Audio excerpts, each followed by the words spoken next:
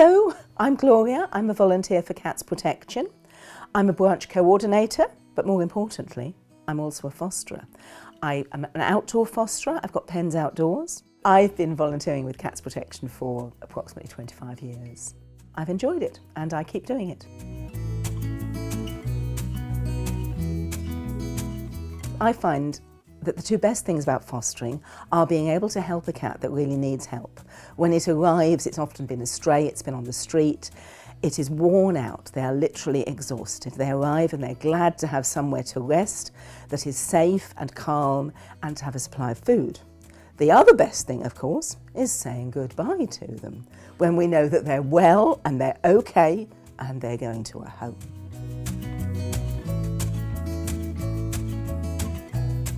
It starts fairly early because the cats wake up fairly early and they're keen for breakfast. But before I give them the breakfast, my habit is to do a quick clean because that also gives me the time to engage with the cat before it's got its head in the bowl. And so it'll be litter trays, floors, all horizontal surfaces. And then it's feeding. And any medications, of course, have to be done early. Usually medications have to be given 2 or 3 times a day. They have to be spread out.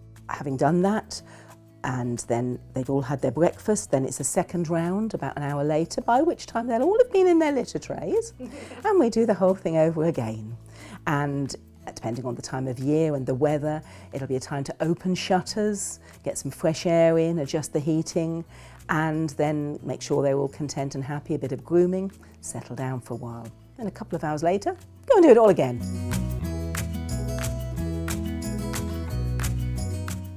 Before a cat enters a pen, it's been thoroughly cleaned. There's new bedding, everything is absolutely fresh for that cat. We use Fellaway. The bed, I usually spray a couple of hours at least before the cat's due to arrive. Make sure that it's the right temperature again, that they've got food. Just leave them in peace. Mostly what they want is a bit of peace and quiet.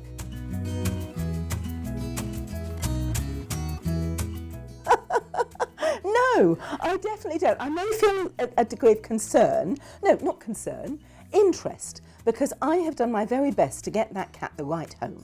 And I know that it's going to work because I've made sure it will.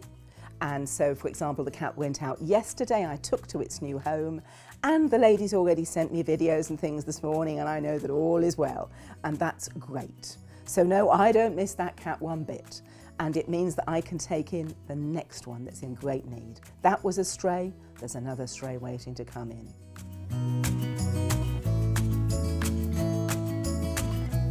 It's the need. It's the need. There are so many unwanted and stray cats on our streets. Wherever we live in this country, the problem is the same. With dogs, it's not so possible to have a number of dogs in a foster environment. Many rescues nowadays will seek to have dogs in foster environments rather than centres. But when I started all this, that wasn't the way. That was a long time ago.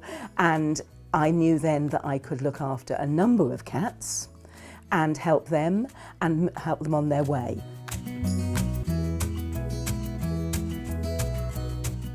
It makes no difference to me whatsoever. I get what comes. Sometimes the very old, they're frail, they need a lot more input, a lot more care as such. The very young can be bright and bouncy, so it's more cheerful in a way. They may be with us for less time because they have less need, but no, it's whatever comes.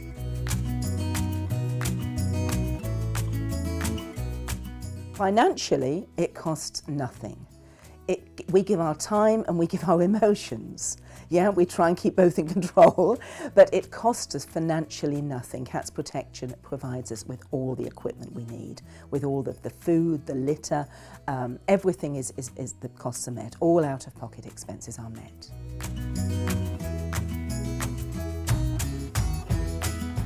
As a fosterer, I received the training. We have to start with the training first of all so that we understand how to properly care for the cats, to manage the situation safely, to use the proper precautions. So everything about the cat care is covered within our training, which is quite extensive. It's generally done online.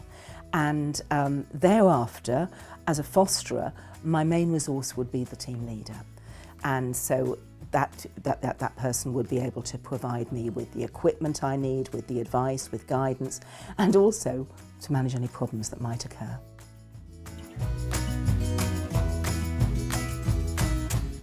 Be enthusiastic, want to do it, because it's an absolutely brilliant thing to be able to do, but you have to be very keen. There will be highs, and there will be some lows. Sometimes you'll be tired and you still need to get out to those pens if they're outside, or if you're indoors fostering, you still need to see that cat. If it's 10 o'clock at night, you've got to remove the food because the cat's going to the vet in the morning, or you've come in late, you've been out for the evening, you've still got to go and see those cats, see how they are. But if you want to do it, and you're prepared to meet the challenge of meeting new animals and meeting their needs, yeah, go for it.